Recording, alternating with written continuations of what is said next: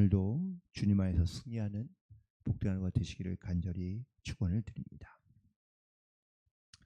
오늘 본문에 있는 말씀을 좀 이해하려면 앞에 예레미야 24장에 있는 말씀도 우리가 조금은 봐야 될 텐데요. 24장에 보면 두 무화과 나무에 대한 그런 환상과 이상이 따르고 있습니다.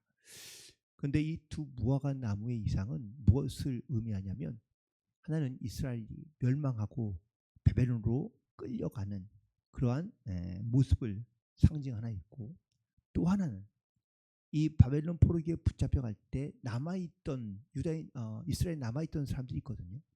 이 남아있던 사람들도 역시 다른 곳으로 결국은 옮겨져 그 나무가 메말라 죽게 되는 것을 보게 됩니다. 이 말씀, 이 환상을 보여주고 이 말씀을 보여주신 이유가 결국은 이스라엘 백성들이 하나님의 말씀을 듣고 그리고 그 말씀 가운데 순종하며 나와 회개하고 하나님 말씀에 나아가면 하나님께서 반드시 지켜주시고 보호해 주시고 또한 보존시켜 주실 것을 약속해 주십니다. 그런데 24장에서 보였던 이 환상이 시간이 지나가면서 현실로 나타나게 되죠. 첫 번째 무화과 나무처럼 이스라엘 백성들이 바벨론과의 전쟁에서 패하게 되며 다 포로로 붙잡혀가고 맙니다. 유대에 남아있는 사람들은 이것을 다 보고 그리고 또한 하나님의 말씀도 예레미야의 말씀도 기억하며 생각했던 사람들입니다. 자기들의 현실에서 어떤 일이 일어났는지 또 그 약속의 말씀들이 어떻게 이루어졌는지 이 유대에 남은 사람들은 철저하게 알았던 거죠. 그래서 그들은 그 바벨론에게 대항하지 아니하고 그리고 그들 가운데 남아서 함께 살기를 원했는데, 그런데 이스마엘이 결국은 반란을 일으켜 그 총독을 죽이고 나자 두려움에 사로잡힌 남아있는 이스라엘 백성들이 예레미야에게 찾아왔고 예레미야에게 말하기를, 당신이 하나님께 당신의 하나님의 말씀 우리에게 주시면 우리가 좋든지 싫든지 다 따르겠다라고 약속하고 예레미야에게 나와서 하나님의 말씀을 듣습니다. 오늘 본문에 있는 말씀은 예레미야가 하나님의 말씀을 그래서 그 남아있는 유대 백성들에게 말씀하고 있는 겁니다. 말하고 있는 겁니다. 하나님은 그래서 남아있는 이스라엘 백성들에게 다시 구원의 기회를 주시고자 하는 것이죠.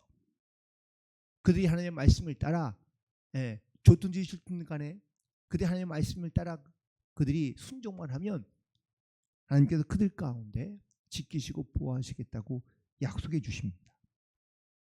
그런데 오늘 본문에 있는 말씀에서는 이미 남아있는 자들이 자기의 마음에 다른 결심을 갖고 있는 것을 알게 됩니다.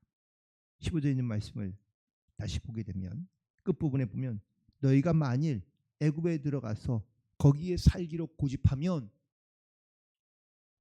이미 남아있는 사람들이 그 이스마엘이라는 사람이 총독을 죽이고 그리고 결국은 바벨론과 또 다른 전쟁을 대치하게 되자 이미 벌써 피할 길을 마음에 갖고 있던 겁니다.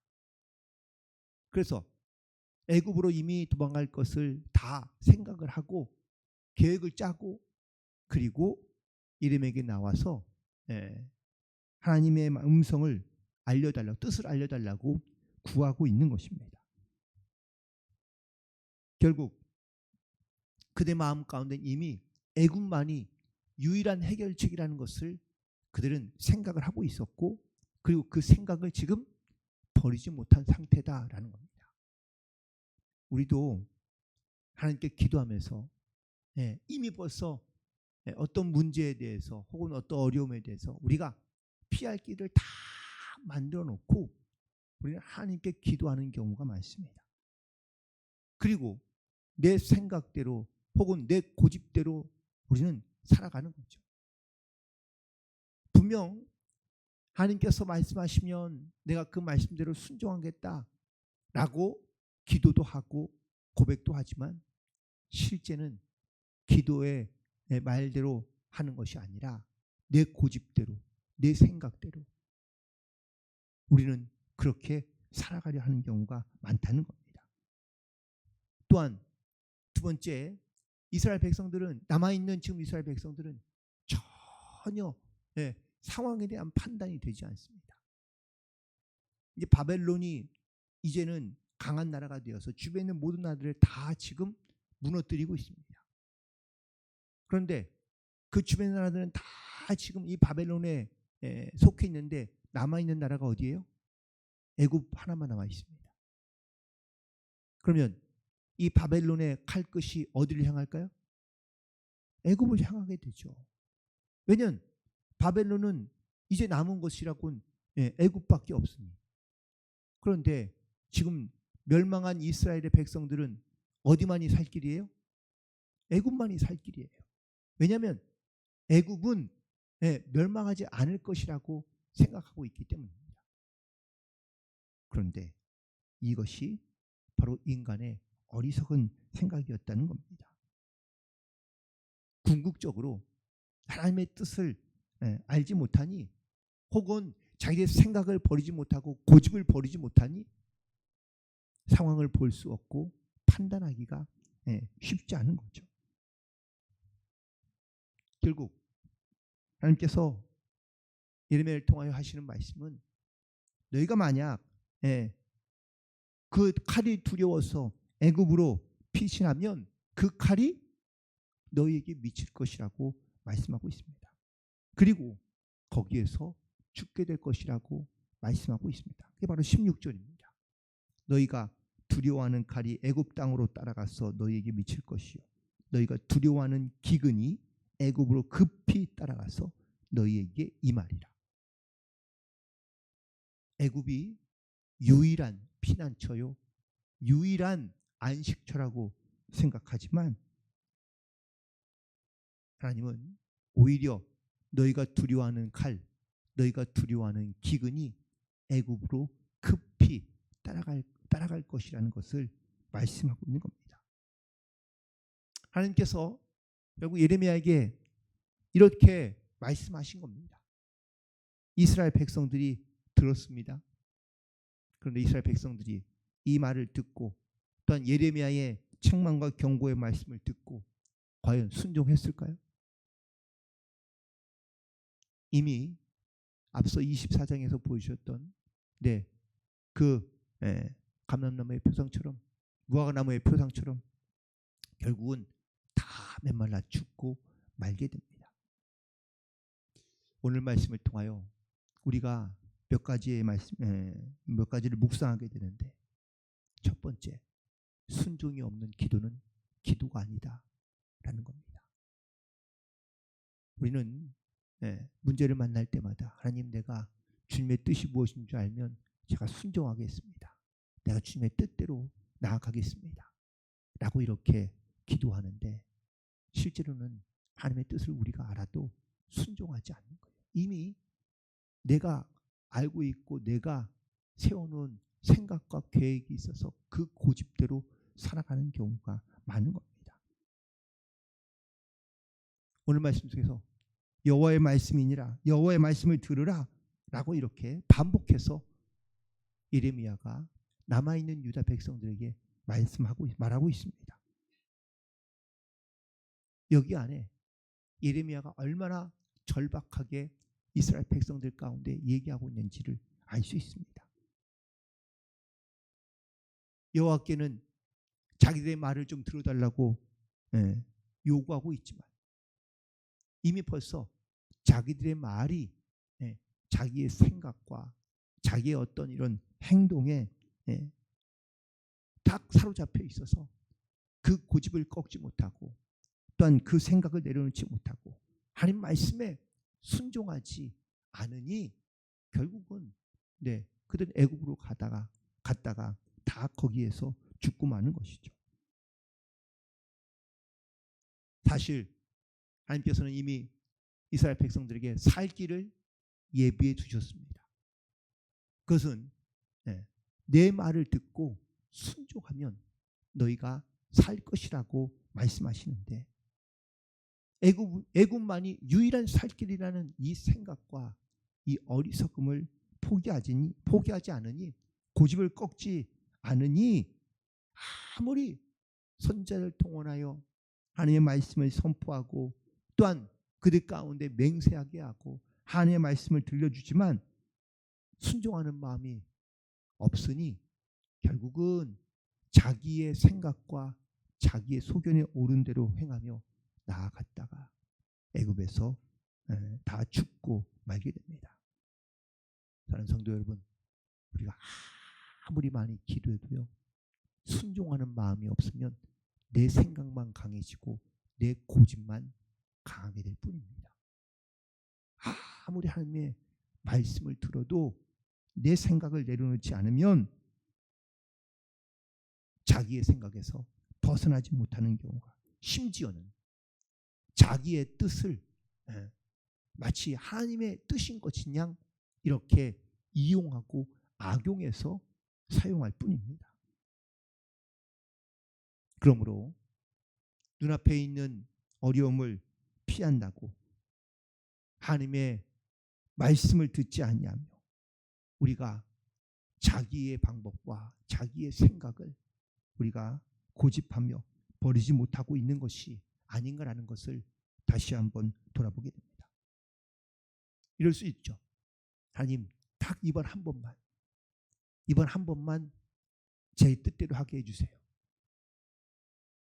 그런데 우리는 그런 기도를 한 번이 아니라 기도를 할 때마다 그렇게 하고 있는 것은 아닌지. 하나님의 눈을 피할 수도 없고 하나님의 원하시는 또한 뜻을 우리가 순종하지 않으면 결국은 우리는 내가 원하는 대로 나갈 수밖에 없으며 이런 순종이 없는 모습은 결코 안전하지 못하다라는 것을 말씀하고 있습니다. 이스라엘 백성들이 칼이 두려워하여 애굽으로 피신합니다. 전쟁의 나팔 소리와 그리고 그 전쟁으로 인한 기근과 또한 그 전쟁으로 인한 두려움들, 이스라엘 백성들이 이미 바벨론과의 전쟁에서 예루살렘이 몰락할 때 이미 다 경험했던 사람들입니다. 전쟁이 얼마나 두려운지 몸으로 체험했던 사람들. 그러니 당연히 두려울 수밖에요. 그 후유증이 남아있지 않겠습니까? 그래서 어떻게든지 칼을 피하고 기근을 피해서 가장 안전한 곳이 애굽이라고 여겼기 때문에 당시 애굽은 그나마 아직까지는 바벨론의 칼도 그리고 기근도 전쟁의 소리도 없었던 것은 사실입니다. 하지만 하나님께서 분명히 말씀하십니다. 거기도 안전하지 않다. 오히려 예루살렘에 남아있는 것이 훨씬 낫다라는 것을 말씀해 주십니다.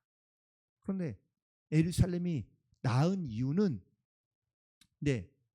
하나님께서 그들을 지키시고 보호하시겠다고 말씀하시고 약속해 주셨기 때문이며 더불어 하나님의 말씀에 순종하며 나아갈 때 살 길이 있다라는 것을 말씀해 주시는 것이지 너희가 살까 피할 길을 내가 알려주겠다라고 말씀하신 것이 아니기 때문입니다.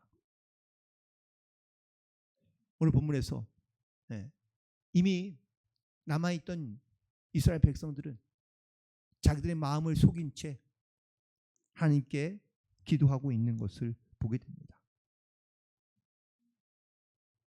이처럼 우리도 우리의 마음 가운데 혹시 하나님을 우리가 속이는 것은 없는지, 오늘 20절에 있는 말씀 맨 마지막에 보면 너희 마음을 속였느니라 라고 이렇게 말씀하고 있습니다. 하나님은 우리의 마음과 생각을 다 아시는 분입니다. 이스라엘 백성들이 아무리 예레미야를 속이고 하나님을 속이려 한다 할지라도 예레미야는 속일 수 있을지 모르겠지만 하나님을 속일 수 없다는 것을 그들이 알지 못하고 깨닫지 못하고 있었던 것 같습니다. 사람들은 끊임없이 자기의 마음을 속이고 하나님을 속이려 합니다. 하나님은 알지 못한 채, 하나님을 우리가 인정하지 못한 채